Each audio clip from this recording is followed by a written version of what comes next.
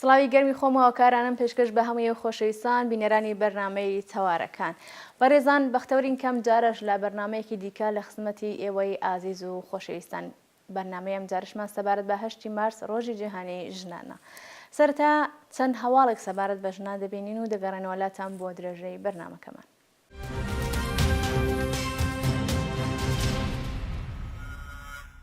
قوربانیانی ئەسید پژاندن لە بیرکراون و بێپشتیوانن. نزیک بە 4 مانگ لەوە پێش چەند ژن لە ئیسفەهان بوون بە قوربانی ئەسید پژاندنەکان و ئەو کردوانش ناڕەزایەتی بەرینی لێکەوتەوە و قوربانیانیش تا ئێستاکە هیچ وڵامێکیان پێ نەدراوەتەوە. بەپێی هەواڵێکی ئاسۆی ڕۆژهەڵات یەکێک لە قوربانیانی ئەسید پژاندن ڕایدەگەیەنێت کە 18 مانگ لەوە پێش هاوسەرەکەی ئەسیدی پێدا کردووە و بەهۆی نەبوونی پشتیوانێک هەر لەگەڵ هاوسەرەکەی ژیان بەسەر دەبات، نەبوونی بانکێکی زانیاری لەبارەی قوربانیانی ئەسید پژاندن و نەبوونی ڕێکخراوەیەکی ناحکومی کە بتوانین لە پەنای ڕێکخراوی بێزستی و یارمەتی کۆمەڵایەتیەکان یارمەتی بۆ ژنانە بگەێنێت کێشەی سەرەکیە. تەرانە بەنی یاعقوب ڕۆژنامەوان لەم بارەوە ئاشکرای کردووە هیچ کام لە قوربانیانی ئەسید پژاندن ناتوانێت کە تێچووی نەشتەرگەریەکەی تیابین بکات. ئەوان بە شێوەی نیوەنج لە نێوان 33 بۆ 50 نەشتەرگەری ئەنجام دەدەن، هەر بۆیە دەبێت لەم پەیوەندەدا یارمەتی تایبەت بکرێن و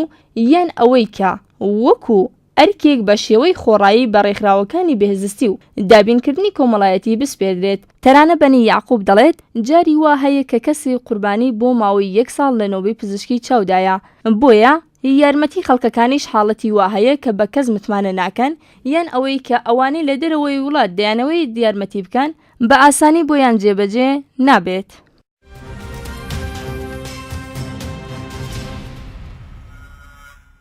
شارومەندێکی باهایی بە مەبەستی جێبەجێکردنی حکومەکەی ڕەوانەی زیندان کرا. فەریبا ئەشتەری شارومەندی باوەڕمەند بە ئاینی باهایی کە ماوەیەک پێش لەلایەن ڕژیمەوە سزای زیندانی تازیری بەسەردا سەپاوە بە مەبەستی بەڕێوەبردنی سزاکەی ڕەوانەی زیندان کرا. بەپێی هەواڵی هێرانە ڕۆژی شەممە ڕێکەوتی 2 ڕەشەمە فەریبا ئەشتەری بە مەبەستی جێبەجێکردنی حکومەکەی کە ماوەیەک پێش سزای 2 ساڵ زیندانی بەسەردا سەپاوە ڕەوانەی زیندانی ناوەندی شاری یەست کرا. وەک لە هەواڵەکەدا هاتووە ناوبراو سەرڕای سزای 2 ساڵ زیندانی تازیریەکەی هەروەها 1 ساڵ زیندانی هەڵبستراویشی بەسەردا سەپاوە. فەریبا ئەشتەری یەکێک لەو 20 شارومەندە بەهاییەیە کە لە دادگای ئینقلابی یەس کە بە تۆمەتی پرۆپاگەندە دژی ڕژیم و ئەندامیت لە دامەزراوەیەکی کۆمەڵگەی بەهایی سزایان بۆ براوەتەوە. جێگەی ئاماژەیە پێش فەریبا ئەشتەری لە چەند حوتی ڕابردوو هەر یەک لە فەرەح باخی، نەوید حەقیقی و شاران فەلاح وەک باوەڕمەندانی ئاینی بە مەبەستی تێپەڕکردنی ماوەی حکومەکەیان ڕەوانەی زیندانەکانی شاری یەست، عێراق و کرمان کراون.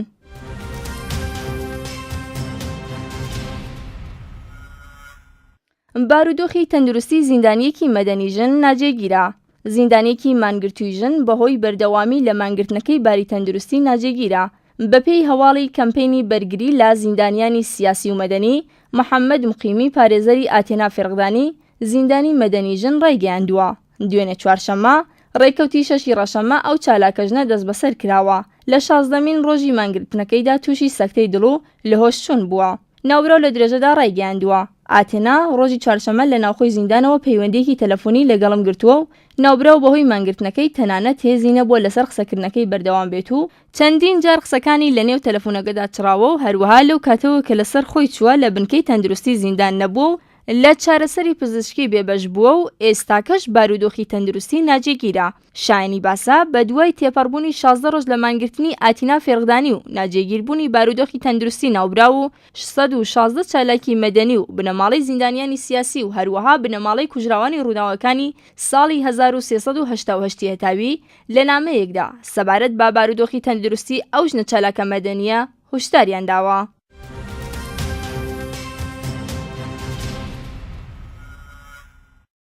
دوو لەسەر 3 نەخوێندەوارانی ئێران ژنانن. 30% ژنانی ئێران نەخوێندەوارن و کۆماری ئیسلامیش هیچ هەوڵێکی جدی بۆ کەمکردنەوەی نەخوێندەواری نەداوە. بەپێی هەواڵێکی ئاسۆی ڕۆژهەڵات عەلی باقرزادە جێگیری وەزیری پەروەردە و بەرپرسی ڕێکخراوەی نێهزەتی سەواد ئاموزی ڕایگەیاندووە لە ماوەی 15 ساڵی ڕابردوو ئاماری نەخوێندەواری لە کۆماری ئیسلامیدا وەکو خۆی ماوەتەوە و 30% ژنانی ئێران نەخوێندەوارن. ناوبراو لە درێژەی قسەکانیدا ڕایگەیاند زیاترین ئاماری نەخوێندەواری ژنان لە گوندەکاندایە و 30% کچانی سەرەوەی تەمەنی 6 ساڵ بەتایبەتی لە گوندەکاندا نەخوێندەوارن.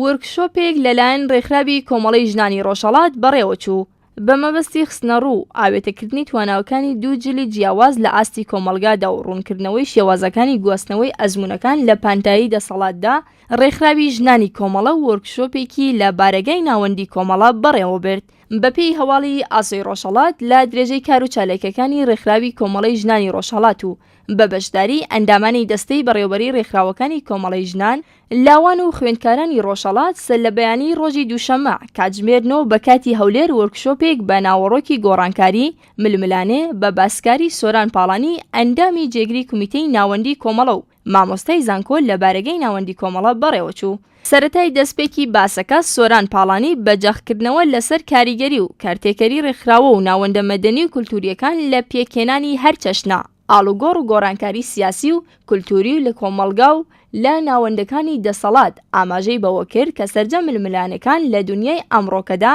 لە نێوان دوو نەسلی سەرەکی پێکهێنەری کۆمەلگا و واتان نەسلی کۆن و نەسلی نوێ دێتە کایەوە و نەسلی ناوەڕاست یان نیوەنجی ئەرکی ڕاگررتنی باڵانسی لەم نێوانەدا لە ئەستۆیە و هەموو گۆڕانکاریەکان بە گۆڕانکاری ئەرێنی و نەرێنیە و لە هەناوی ئەم ململانەیەدا دروست دەبێت و ڕاستی و بوون پەیدا دەکات. باسکار لە درێژەی باسەکەیدا بە ئاماژەدان بە ئەزمون و ژیری سیاسی و مەدەنی کەسانی نەسلی کۆن و هەروەها ئازایەتی و هەوێنی ڕادیکالیزمی سروشتی نەسلی تازە و جوان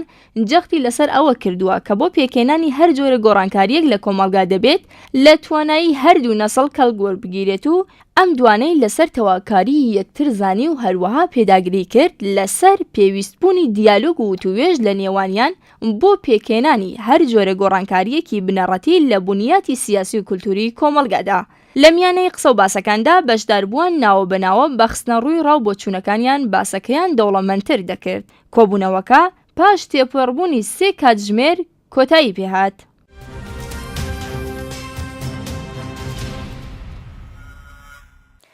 8 مارس ڕۆژی یادکردنەوە و ڕێزگرتنی هەوڵ و تێکۆشانی ساڵهای ژنان و پیاوانی یەکسانی خوازا بۆ وەدیهێنانی کۆمەلگایەکە تێیدا ژنان و پیاوان بەپێی یاسا مافی پارێزرا و یەکسانیان هەبێ. بە درێژایی مێژووی سەدان ساڵە و لە وڵاتە جۆراوجۆرەکاندا ژنان وەکو هاوڵاتی پلە دوو چاویان لێکراوە بە ئەژمار هاتوون و مافیان پێشەل کراوە. بێحورمەتیان نەک هەر لەلایەن باوکو و برا و بنەماڵە و کەس و کار تەنانەت لەلایەن کۆمەلگا و لەلایەن یاساشەوە زوڵمیان لێکراوە و هەر زوڵمیشیان لێ دەکرێت. ئێستا لە ساڵی 2015دا دەچین بەرەو 8 مارسێکی ترکە دەبووە دەستکەوتەکانی ژنان کە بوو بە بەهۆی گۆڕان و تۆمارکردنی 8 مارس لە کۆمەلگای جیهانی یاد و جژنی تایبەت و ئاهەنگی بۆ بگردرێ. بەڵام بە پێچەوانەوە بەداخەوە لە ساڵی پار ڕێژەی ئەو ژنانە و کسانەی کە بەدەستی باوکیان یان کەس و کاریان کوژراون ڕوو لە زیادبوونەدایە و هەروەک لە مانگەکانی ڕابردوو کچێک بە ناوی سروە تەمەن 18 ساڵ دانیشتووی گوندێکی سەر بە شاری کامیاران لەو پەڕەی درندانیدا بەدەستی براکەی سەربردرا و هەروەها شیندا خەلیل کچە هونەرمەندی کورد بەدەستی براکەی لە وڵاتی سۆوێت کوژرا. هەر لە پەیوەند لەگەڵ کوشتن و قەتڵی ژنان ساڵی پێشوش لە هەرێمی کوردستان دوو خوشکی 15 و 16 ساڵە لەلایەن یەکێک لە ئەندامانی بنەماڵەکەیانەوە بە شێوەیەکی قیزەوەن و نامرۆڤانە کوژران و خرانە ناو چۆمێک و پاش تێپەڕبوونی 3-4 ڕۆژ تەرمەکەیان لەلایەن خەڵکی ئاساییەوە دۆزرایەوە. هەروەها لە ساڵی ڕابردوو ئێمە شاهێدی سەدان بێڕێزی و توندوتیژی خراپ بەرامبەر بە ژنان بووین لەژێر دەسەڵاتی تاسر ئێسقان زاڵم و کۆنەپەرستی کۆماری ئیسلامی. لە ساڵی پار کابەدەستانی حکوومەتی لە هیچ چەشنەکارێک بۆ لە نابردنی ژنان دەستیان نەپاراست. ئەسیدیان پرژاند و ڕوخساری کچانیان شێواند. بە چەقۆ هەڵمەتیان کردە سەر ژنان و بە قورسی برینداریان کردن. بەچێکی بادی و ساشمەیی تەقیان لە ژنان دەکرد. بە ڕاشکاوی دەتوانین بڵین کە ساڵی پار ساڵی ئەعدامەکان بوو لە ئێران لەوانە دەتوانین ئاماژە بە ئەعدامی ناڕەوای ڕێحانە بکەین. ئیتر دەست بەسەر و لەبەندکردن و هێرشی ئەماکەن و حیزبڵڵا و گەشتی ئێرشادیش با بوەستێت. قین و تووڕەی خۆمان دەردەبڕین و کوشتن و لە ناوچوونی ژنان بە هەر شێوەیەک یان بە هەر ئەمرازێک بێت مەحکومی دەکەین. ئێمەی ژنان ناتوانین لە بەرامبەر ئەو کارە ساتە دڵتەزانانەدا کە بەرامبەر بە ڕەگەزی ئێمە دەکرێت بێدەنگای لێ بکەین.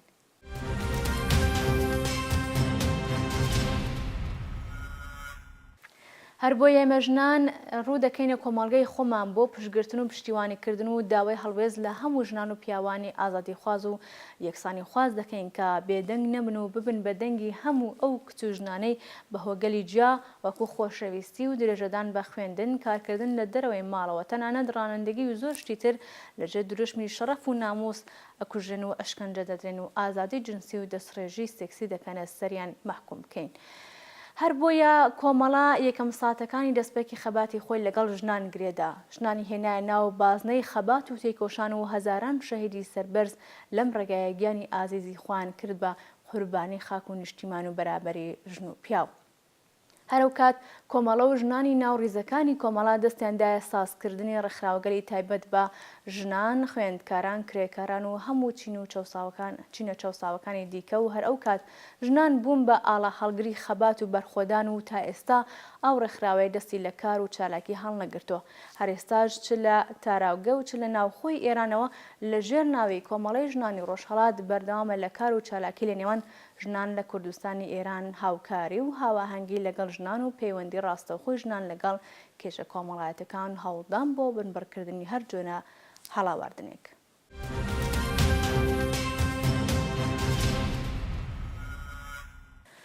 بۆی لێرەدا جگەی خۆتی لە سەربەندی 8 مارس ڕێز بگرین لە خەباتی بێوچانی ژنانی ڕێکخراوەی کۆمەڵی ژنانی ڕۆژهەڵات و کورتێک لە کار و چالەکیەکانیان باس دەکەین و پاشان دەچینە لای ئەو هاوڕێیانە و چەند ساتێ لەگەڵان دەدوین. ڕێکخراوی کۆمەڵی ژنانی ڕۆژهەڵات بێگومان سەرەکیترین ئامانجی ئەو دامەزراوەیە هاودەنگکردنی ژنانی ڕۆژهەڵات لە هەر لایەن و چین و تۆژێکی کۆمەڵایەتی و سیاسی کۆمەڵگەی کوردستانە بۆ کارێکی جەماوەری و یەکگرتوو بۆ ڕوبەڕووبوونەوە لەگەڵ ئەو ستەم و نایەکسانیانەی کە بەرامبەر بە ژنی کورد بەتایبەت لەلایەن حکوومەتی ناوەندی کۆماری ئیسلامی پێڕەوکراو دەکرێت. لە هەمان کاتدا کۆمەڵەی ژنانی ڕۆژهەڵات هەوڵی داوەتە بزوتنەوەی یەکسانی خوازی ژنانی کوردستان هاوتەریب لەگەڵ جوڵانەوە کۆمەڵایەتەکان بەرەو ئاستێک لە تەگەیشتن لە مافە یەکسانی و ئازادی تاکی مرۆڤانە بداتە لەو ڕێگەوە ژنی کورد هەست بە ماف و ئەرکەکانی خۆی لە جیهانی سەردەم کات و لە پێناو پێکهێنانی کۆمەلگایەکی دموکراتیک و دادپەروەرانە کە مافی هەموو ڕەگەز و چینێک تێیدا مسەوگەر بوو بێت بێوچان تێبکۆشێت و کۆڵنەدەرانە و لەسەر بنەمای بیرۆکەی ئینسانی ئازاد و یەکسان ئەرکی خۆی بەرامبەر بە کۆمەلگا ڕەگەز نەتەوە و نەوەی داهاتووی خۆی بەجێبهێنێت. ئەو ڕێکخراوەیە بۆ بەدیهێنانی ئەو ئاواتانە وە دەستەبەرکردنی ئەو ئامانجگەلە چەندین کومیتەی جیاوازی پێکەناوە تا کار و چالەکیەکانی خۆی لە ڕێخستنێکی سەردەمیانە بەڕێوەبات و زۆرترین دەستکەوتی لە کەمترین دەرفەت و ئیمکان بەدەستبێنێت. ئەو کومیتەگەلە بریتین لە کومیتەکانی سیاسی، کۆمەڵایەتی، ڕاگەاندن، هونەری، پەیوەندیەکان ماڵی، ئیداری و ئەرشیڤ کە بەدەستی توانای ئەندامانی ڕێکخراوە ئەرکەکانیان بەڕێوەچێت. لیمۆ بایزیدی لە بەشی کاری ڕێخستن لە ناو خۆی کوردستان قسە باسێکمان بۆ دەکات و دواتر دێنەوەلاتان. سەرەتا منیش بە بۆنەی 8 مارس ڕۆژی جیهانی ژنان پیرۆزبایی خۆم ئاراستەی هەموو ئەو ژنانە دەکەم کە بۆ چرکە ساتێکیش کار و تێکۆشانیان کردو بۆ دەستەبەرکردنی مافەکانی خۆیان. ئەگەر باز لە ڕێخستن بکەین دەبێ بڵێن ڕێخستن ئەهمێتی تایبەت بە خۆی هەیە. ئەوە بەشێک لە کاری کۆمەڵەی ژنانی ڕۆژهەڵات کارکردنە لە ناوخۆی کوردستانی ڕۆژهەڵات. ڕێخستنی ژنان هەروەکو لە ناوەکەی ڕادیارە ینی بە ڕێکخراوبوونی ژنان. ئێمە ئەگەر باز لە کارکردن بکەین لە ناوخۆ ئەگەر باسێک بێنینە گۆڕێ و قسێک لەسەر کارەکانمان بکەین لە ناوخۆ دەتوانین بڵێن کارکردن لە ناوەوە زۆرە ڕێکخراو هەن کە خۆیان کار و چالاکی دەکەن بەڵام بەهۆی ئەو فەزا بەستە و فەزاداخراوەی ئێستای ئێران کارکردن کەمە بەڵام خۆشبەختانە بە هەمووانەشەوە ژنان هەر کار دەکەن و بزوتنەوەی ژنان وجودی هەیە ئەگەرچی بێکەم و کوڕی ژنین. ڕێکخراوی کۆمەڵی ژنانی ڕۆژهەڵاتیش پەیوەندی لە زۆربەی شار و دیهاتەکان هەیە و کۆمەڵێکی زۆر ژنانیان پێوە ژنان هەن کە کار دەکەن و چالاکی دەکەن لە ناوەوە. ئەو ژنانە ڕۆژانە کاری ڕۆشنبیری و کاری ئاگاهگەری دەکەن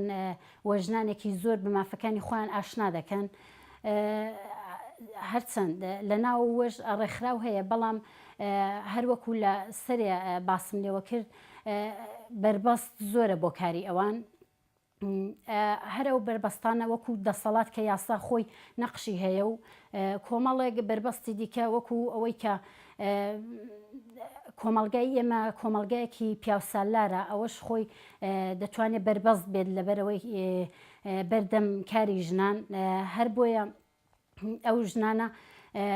تا ئەو جێگایەکی توانیویانە کار و چالاکی خۆیانیان بەرەو پێش بردووە هەرچەند وەکو لە پێشتر ئاماژەم بە یەکدوانێک لەو بربەستانە کرد بربەست هەیە بەڵام خۆشبەختانە ژنان کار و چالاکی خۆیان هەر کردووە و لە ماڵە قەتیز نەماونەتەوە خۆیان نیشانداوە و بوونی خۆیانیان بە پیاوان سلماندووە بە ئەو کۆمەڵگا بەستەیە سلماندووە.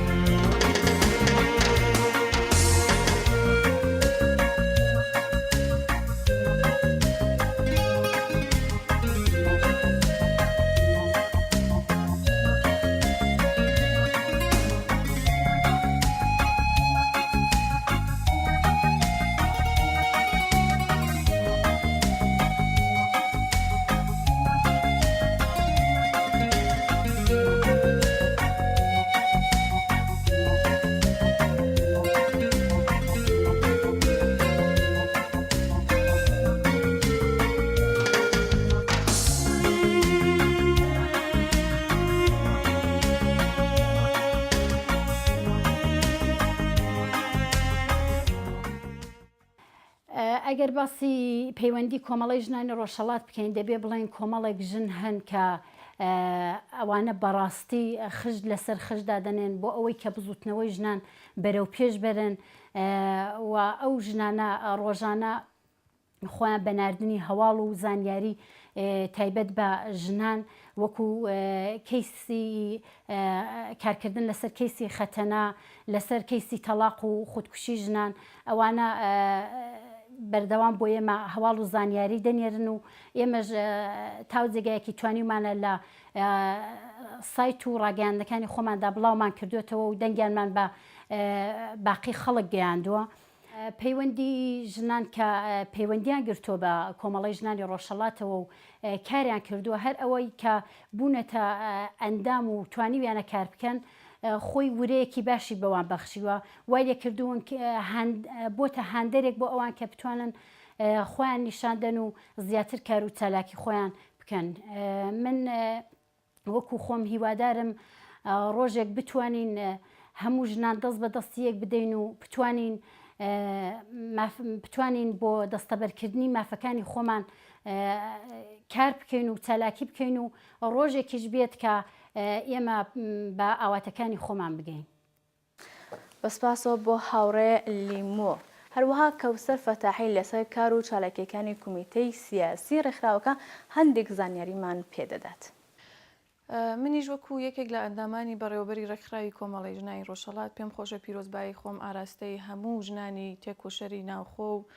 ژنانی ڕۆژهەڵات بکەم و هەروەها پیاوانی یەکسانی خواز و ئازادی خوازیش لە ناوخۆ هەروەتر.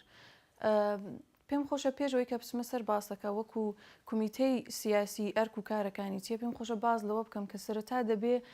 کولتوری خۆت بناسی یعنی تێمی فەرهەنگی کۆمەلگاکەت بناسی و دوای ئەوەش دەبێت کاری بۆ بکەیت. وەک کۆمەلگای ئێمە کۆمەلگای کوردستان بەتایبەتی لە ناوخۆ و لە نێو ئێراندا کۆمەلگای کوردستان ئەگەر واقعبین بین و لەسەر ئەرزی واقع قسە بکەین بەڕاستی کۆمەلگایەکی تا ڕادەیەک لە بواری مافەکانی ژنانەوە دواکەوتووە و پیاو سالارانەیە. لەبەر ئەوەش دەبێت شتەکانمان بناسین. یەکەم ژنان لە کۆمەلگای ئێمەدا ڕوبەڕووی کۆمەڵێک بربەست دەبنەوە کە لەوانە دەتوانم ئاماژە بۆ بدەم هەلی کار بۆ ژنان زۆر کەمە، کەوتنە دەر بۆ ژنان زۆر کەمە، خوێندن بۆ ژنان کەمە بە زۆر بەشودان تا ئێستاکەژی هەر هەیە. ناڵێم ئەوە قەتیس ماوەتەوە بە کۆمەلگای ئێمە بەڵام لە کۆمەلگای ئێمەدا دیارە وەک ئێمە کە کار لەسەرەوە کۆمەلگایە دەکەین ڕەنگی خۆی هەیە و بێڕەنگ نییە. جا دوای ئەوانە وەکو ڕێگە چارە دیتنەوەیە کە ڕێگە چارە چیەوە دەبێت چی بکەین و ئێمە کە خۆمان بە چالاکی بواری مافەکانی ژنان دەزانین دەبێت چ کارێک بکەین بۆی کەم بربەستانە بسڕینەوە. دیارە مەسلەی پیاو سالاری مەسلەیەکە کە بەدەیان ساڵ هەزاران ساڵ هاتووە و دەگەڕێتەوە بۆ زۆر پێش ئێستا و بۆی یەکشەوە و یەک ڕۆژە و بەکاری یەک ڕێکخراوە تەواو نابێ ناژبێ ئێمە چاوەڕوانی ئەوە بکەین کە بڵین بە یەک هەفتە یا بە یەک ساڵ ئێمە مەسلەی ژنان بە کۆتایی دەگەینین. ئەسەن هەوڵی ئێمە بۆ ئەوەیە لە مەسلەی پیاو سالاریەوە بڕۆین بۆ مەسلەی ئینسان سالاری، یعنی جیاوازی بینی ژن و پیاو بسڕینەوە کەم بکەینەوە. بۆ ئەو کارەش کمیتەی سیاسی کمیتەیەکە کە دامەزراوە بوو بە ئاگاهکردنی ژنان، چونکە یەکێک لە سەرەکیترین مەرجەکان ئاگاهبوونەوەی ژنانە. یەکێک لەو هەلانە لەو هەڵانەی کە ژنان ڕوبەڕووی دەبنەوەی کە لە چوارچێوەیەکی چکۆلەی چوارچێوەی ماڵ دەمێننەوە لە چوارچێوەی ژنێکی خانەداردا. ئەوەش بە معنای ئەوە نییە ژنێک کە لە چوارچێوەی ماڵدا کار بکە نائاگاهە، بەڵام زۆربەی هەرە زۆری ژنانی ئێمە لە چوارچێوەی ماڵدا ماونەتەوە و دنیای دەرەوەیان نەدیوتووە و ئاشنانین لەگەڵ دنیای دەرەوە کێشەکانی و مافەکانی خۆیان نەناسیوە. جا بۆیە کمیتەی سیاسی بۆیە دامەزراوە پێویستیەک بوو دامەزرانەکەی بۆی کە بەڕاستی کادری سیاسی ژن پەروەردە بکە، کادری بە ئاگای ژن پەروەردە بکە. بۆ ئەم کارەش ئێمە دەیان و چەندین وەرکشۆپ و کاری لەو شێوەیە و کۆمەڵایەتیمان کردووە لە نێو شوێنەکاندا هەم لە نێو خۆ هەم لێرە ژنان هاتوون سەردانیان کردووە. ئێمە کۆمەڵێک بیرۆکەیە ئەوانەمان خستۆتە نێو دڵی خەڵکەوە نێو دڵی ژنانەوە بەتایبەت وانە دێن و دەڕۆن لە نێو دمی خەڵکداوە تەکانێکمانداوە لە نائاگاهبوونی ژنان و بەرەو ئەوە هەنگاومان ناوە کە ژنان ئاگاه بکەینەوە. بۆیە ئەوە پێویستیە کە بوونی کمیتەی سیاسی وە کارەکانیشی دەتوانم ئاوا ئاماژەی پێ بکەم ناتوان بچمە نێو وردەکاریەکانیەوە، ینی پێویست ناکا بچمە نێو وردەکاریەکانیەوە، بەڵام پێم خۆشە ئاماژە بە شتێکی دیکەش بدەم و لێرەشەوە داوا لە ژنان بکەم و کەسانێکەوە بەرنامەیە دەبینن پێم خۆشە ئاماژە بەوە بدەم کە کاری ژنان و کاری ڕوونکردنەوەی ژنان تەنیا بە ئاگاهکردنەوەی تەیفێکی خاص ناکرێ. ئێمە ڕاستە وەرکشۆپانە دەگرین و سەمینارانە دەگرین و کۆبوونەوانە ساز دەکەین، سەردانی خەڵک دەکەین، خەڵک دێ بۆ لامان، ڕاستە ئەم کارانە هەموو دەکەین، بەڵام ڕێگەی ئەسلی و سەرەکی و دەرکەوتنی ئێمە لە ڕاگەیاندنەکاندایە و سەرەکیترین بەشی ڕاگەیاندن دەنگ و ڕەنگە واتە تەلەڤیزیۆنە. ئێمەش لە تەریق تەلەڤیزیۆنەوە لە ڕێگای تەلەڤیزیۆنەوە دەنگ و ڕەنگی خۆمان بە ژنانی نێوخۆ دەگەێنین، بە ژنانی دەرەوە دەگەێنین. جیا لە مەسلەی ڕاگەیاندن مەسلەی تەلەڤیزیۆن مەسلەیەکی دیکە هەیە، مەسلەی تۆڕە کۆمەڵایەتیەکانە کە ئێستا بەشێکی بەربڵاوی ڕاگەیاندنەکان لە تەریقە و تۆڕە کۆمەڵایەتیانەوە دەکرێت و ژنان لەو تەریقەوە و هەموو چالاکان و ئازادی خوازان لەو تەریقەوە لەگەڵ یەکتر لە ارتباطدا. بۆیە من داوا لە ژنان دەکەم سێ مەسەلەیان لە بیر نەچێەوە جەخت بخەنە سەر سێشت، چون نەزەریە پەردازێک هەیە گە بە هەڵە نەچوو بمنی تاچمەنە کە باز لەسەر مەسلەی ڕاگەیاندن دەکا و باسی ژن دەکا کە ژن لە ڕاگەیاندنەکاندا وەکو ژن وەکو تەنیا زرافەتێک بەرچاو گیراوە، تەنیا وەکو بەدەنێک چاوی لێکراوە، ینی مەسلەی زاهری ژن زەق کراوەتەوە نەک مەسلەی معنەوی و مافەکانی ژنان. بۆ ئەوەی کە ئەم شتە لابەرین و بسڕینەوە، چونکە ئەوە زۆر بەرچاوەوە لە زۆربەی ڕاگەیاندنەکاندا دەبینن زۆربەی ڕێکلامەکان بە تەسویری ژنەوەیە، بە بەدەنی ژنەوەیە، زۆربەی بەرنامەکان ئەگەر ژنیان هێناوەتە نێو بەرنامەکانەوە خۆ هونەرێک نەکراوە، ژن هاتووە باسی چی دەکات بۆ نمونە مسابقەیەکە و فقط لەبەر ئەوەی کە چێهرەی ئەو ژنە جوانە یا بینەر بەلای خۆیەوە ڕادەکێشی لێوێدا دراواتە ئیستفادەی ئەبزاری لێکراوە کەرەستەیەک بەکارهێنراوە. ئەوە کاری ڕاگەیاندن نییە و ئێمە خۆمان ژنان بەرپرسین لەو شتە و خۆمان دەبێ هەوڵ بدەین بۆی کە ئەو مەسەلەیە بسڕینەوە. چۆن؟ سێ مەسەلە هەیە کە دەبێت لەبەر چاوی بگرین. یەکیان ئێمە دەبێت ڕاگەیاندن بە هەموو تەیفێکەوە، چ تۆڕە کۆمەڵایەتەکان، چ تەلەڤیزیۆن، چ ڕادیۆ، چ ڕۆژنامە، هەموو جۆرێک دەنگ و ڕەنگی خۆمان ئێمە دەبێت لە نێو ڕاگەیاندنەکاندا بە دووی هەواڵ دابین، بە دووی زانیاریەکان دابین، خۆمان ئاگاهکەینەوە. مەسەلەی دووەمی ئەوەیە دوای ئەوەی کە خۆمان ئاگاه کردەوە دەبێت ڕێکخستنی نێو شەبەکەیی یا دەروون شەبەکەیی بکەین لە نێو تۆڕە کۆمەڵایەتیەکاندا دەستە و گروه ساز بکەین، کەمپین ساز بکەین، خۆمان دەبێت ڕێک بخەین بەڕاستی وەک ژنان. مەسەلەی سووەمیش ئەوەیە دەنگی خۆمان لە تەریقە و ڕاگەیاندنەوە بگەین بە دنیای دەرەوە، بگەینین بە ڕێکخراوەکانی دیکەوە، بگەینین بەو شوێنانەی کە تا ئێستا دەنگمان نەچوو. من بۆ ئەوە نمونە دێنمەوە، نمونەیەکی بەرچاو کە خۆم تێدا بووم و هەستم پێکردو بە تەوایمانە. مەسەلەی یەکی گوڵان بوو کە سومەیە فەیزوڵڵاپور لە شاری بۆکان کوژرا ئەوە دیارە نمونەیەکەوە دەیان نمونەی ئاوا هەبووە. کاتێک کە ئەم مەسلەیە پێشهات ژنان چیان کرد ئیستفادەیەکیان لە مەسلەی ئاگاهبوونی خۆیان و لە مەسلەی ڕاگەاندن کرد. دیتمان کە ژنان یەکەم لە تەریق ڕاگەاندنەکانەوە لە تەریق پەیامی فەیسبووکەوە لە تەریق وایبێرەوە تەواوی تویتەکان تەواوی ئەبزارەکان تەواوی ئەپەکانەوە دەنگی خۆیان گەیشتە یەک و ئەوە ئەترازی لێ ساز بوو و ئێمەش لێرەوە بێکار نەبووین ئێمەش لێرەوە ئاگاهیەکەمان بڵاو کردەوە لە تەریق ڕاگەاندنەکانمانەوە کە کوشتنی هەر کەسێک بە هەر بیانوویەکەوە جاژن بێ یا پیاو بێ هەڵەیە بۆیە ئێمەش ئاگاهەکەمان گەیان لە تەریق ڕاگەاندنەوە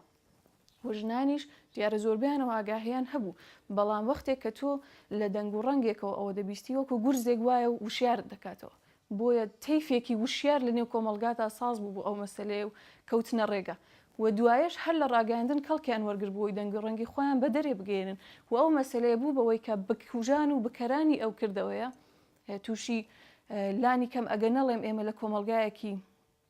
سالمدا دەژین و ئەگەر نەتوانم بڵم کە بکوژانی دەستگیر کران و بە سزای خۆیان گەیشتن بەڵام لای خەڵک کردەوەکەیان ڕوون بوو و ئیدی چی دیکە کەسی کە نەیوێرا بەو جورئەتەوە بەو جسارەتەوە لە نێو ئەو شارەدا یا لە نێو شارەکانی دیکەدا دەست بەرێ بۆ کوشتنی کەسێک بۆیە ئەوە نمونەیەک بوو کە پێم خۆش بوو باسی بکەم کە بە ئاگاهبوونی ژنان زۆر دەتوانێت دەور بجێڕێت لە ڕێکخراوەبوونیان لە پێشکەوتنیان و لە گەیشتن بە مافەکانیان. لە کۆتایی قسەکانمدا پێم خۆشە چەند شت فۆرمولە بکەم بەسەریەکەوە ئەوەیە ژنانی ئێمە دەبێ لەو فەزا داخراوی نێو مێشکی خۆیان بێنە دەرێ لەو فەزا بەستە و چکۆلەیە بێنە دەرێ کەسێک نایە لە دەرەوە دەستی من بگرێ و مافەکانم پێ بدا من خۆم وەک ژن وەک دایک وەکو خوشک خۆم دەبێ هەوڵ بدەم خۆم دەبێ خۆم دەربخەم خۆم دەبێ بۆ گەیشتن بە مافەکانم دەبێت کار بکەم و گەیشتن بە مافیژن بە معنای دوژمنایەتی لەگەڵ پیاو نییە یاستانستاندنەوەی ماف لە پیاو نییە مافی من لای پیاو نییە تا لای بستێنمەوە منیش وەک مرۆڤێک هەوڵ دەدەم بۆی کە مافی خۆم وەرگرم من وەکو مرۆڤێک مافیۆم هەیە کە کار بکەم بە داهاتێکی زۆر نەک کار بکەم بە داهاتێکی کەمەوە مافی ئەوەم هەیە لە کۆمەلگادا خۆم دەربخەم مافی ئەوەم هەیە قسە بکەم مافی ئەوم هەیە بڕیاری سیاسی بدەم تەنانەت مافی ئەوەم هەیە وەکو سەرە کۆمارێک لە وڵاتێکدا چونکی لە خۆم ڕادەبینم چونکی منیش مرۆڤێکی تەواو و کامل و ناقز نیم من بەڕاستی ژن مرۆڤێکی کاملە و دەبێت لە هەموو بەشەکانی مافدا لە تەقسیم بەندی مافدا دەبێت ژن خۆی بناسێ و هەوڵ بۆ بدا باز لەوە نەکرێ کە ئەگەر پیاەک میزێکی قورس دەتوانێت بە یەک دەست هەڵبێنە حتمما ژنێکیش دەبێت ئەوە بکە ئەوە باسی جیاوازی زاهر و جیاوازی ئەپریەنسە جیاوازی بەدەنە ئەوە من ناتوانم یەکشەوە ئەوە بگۆڕم دیارە جیاوازی بەدەنیش بەهۆی هۆرمۆناتی منەوە بەهۆی شێوەی پەروەردەی منەوەیە کە من بەو شێوەیە پەروەردە بووم بۆیە ئەوە داواخوازی و داواکاری مافی ژنان نییە کە من خۆم وەک پیاو لێ بکەم من ژنانەبوونی خۆم ئیفتخاری پێوە دەکەم و ژنانەبوونی خۆمم پێ جوانەوە پێم خۆشەوە پێم وایە من زۆر شتم هەیە کە ڕەنگ بێ پیاو نەیبێەوە بە هەمان شێوە پیاو زۆر شتیە کە ڕەنگ بێ من نەمبێ من نام هەیە خۆم بکەم بە پیاو ببم بە پیاو لە بواری زاهرەوە یا لە بواری توانایەوە بەڵام لە بواری مافدا وەکو مرۆڤێک دەم هەیە منیش بە هەمان یەکسانی و بە هەمان مافی ئەوەوە ژیان بەرمەسەرێ بتوانم دەنگی خۆم بگەێنمە دەرێ بتوانم تەسمیم بگرم و قسە بکەم بۆیە داواکاریم لە ژنان ئەوەیە هەوڵی زیاتر بدەن بۆ ئەوەی کە لە نێو خۆیاندا ڕێکخستن بکەن لە نێو خۆیاندا وشیاری زیاتر بکەنەوە و ئەو ڕێکخراوانە بەڕاستی بقۆزنەوە بۆ ئەوەی کە دەنگی خۆیان بە دەرێ بگەێنن ڕێکخراوی کۆمەڵی ژنانی ڕۆژهەڵات ڕێکخراوێکە کە فەرا حیزبیە و لە دەرەوەی حیزبدا بەڕاستی یعنی قەتیس نەکراوە بە چوارچێوەی حیزبێک فەرا حیزبیە و بۆ هەموو ژنانی کوردستان و بەتایبەتی ژنانی ڕۆژهەڵات کار دەکاوە دەنگی هەموو ئەوان بە دەرێ دەگەێنێ بۆیە داوا دەکەم لە هەموو ژنان کە بە ناردنی هەواڵ بە ناردنی دەنگی خۆیان بە دەغدەغە و گلەیەکان و مشکلەکانیان بە سازکردنی ئەسڵەن بەحس و نەزەر و گفتوگۆ لە نێو تۆڕە کۆمەڵایەتەکان لەسەر مافەکانی خۆیان لەسەر ئاگاهکردنەوەی خۆیان بەو کەرەستانەی کە لە بەردەستە هەوڵ بدەن کە زیاتر خۆیان وشیار بکەنەوە و خزمەتێکیش بکەن با بزوتنەوەی ژنان و بە هەمان شێوە با بزوتنەوەی گەلی کورد بەگشتی. بەڵێ عزیزان سپاسی دەستەی بەڕێوەبەری کۆمەڵی ژنانی ڕۆژهەڵات دەکەین. بۆ بنبەرکردنی دیاردەی تونوتیژی ئەو دیاردە ناحەز و ناشیرنا بۆ جوانکردنی سیمایەکی جوان و پێشکەوتنخوازی کۆمەڵگەی کوردی پەیامی خۆمان بەرز دەکەینەوە بەرامبەر بە حکوومەت و یاسا کە دەبێت تاوانباران بە سزای خۆیان بگەێنن بەگشتی دیاردەی تونوتیژی بە دژی ژنان بە هەند وەربگرن و بایەخی پێ بدەن و بە ئاسانی بەسەریا تێنەپەڕن دەبێ ئەوەشمان لەبیر بێ کە خەباتی ڕزگاری و یەکسانی ژنان ئەوەندەی نەماوە بگاتە ئامانجەکەی خۆی دەبێت بە پێکەوە دەست لە ناو دەست هەوڵ بدەین بۆ هێنانەدی کۆمەڵگایەک دوور لە تونوتیژی و چۆسانەوە کۆمەڵگایەکی بێجیاوازی و یەکسانی بوونەوەکانی دوا ڕۆژمان جارێکی تر پیرۆز بێت 8 مارس لە هەموو ژنان و کچانی ئازادی خواز لە هەموو ژنانی لە بەندکراوی سیاسی لە بەندنیخانەکانی کۆماری ئیسلامی و لە هەموو بنەماڵی سەربەرزی گیانبەخت کردوانی کۆمەڵە و لە هەموو ژنانی پێشمەرگە لە چوارپارچەی کوردستان و تەنانەت ئەو کچە پێشمەرگانەکە لەم ماوەی ئەخیردا گیانن لە پێناو کۆبانێ و شنگالدا بەخت کرد. هەلێرەداهاتینە کۆتایی بەرنمەکەی ئەم جارەشمان خۆشحاڵ دەبین کە باڕەخنەوە و پرسیار و پێشنیارەکانتان بەرنمەکەمان بڕازنەوە تا کاتێکی تر و بەرنمەیەکی تر کات و ساتێکی پڕ لە خۆشی بۆ هەمووتان باوات دەخوازمە شاد و سەرفراز بن.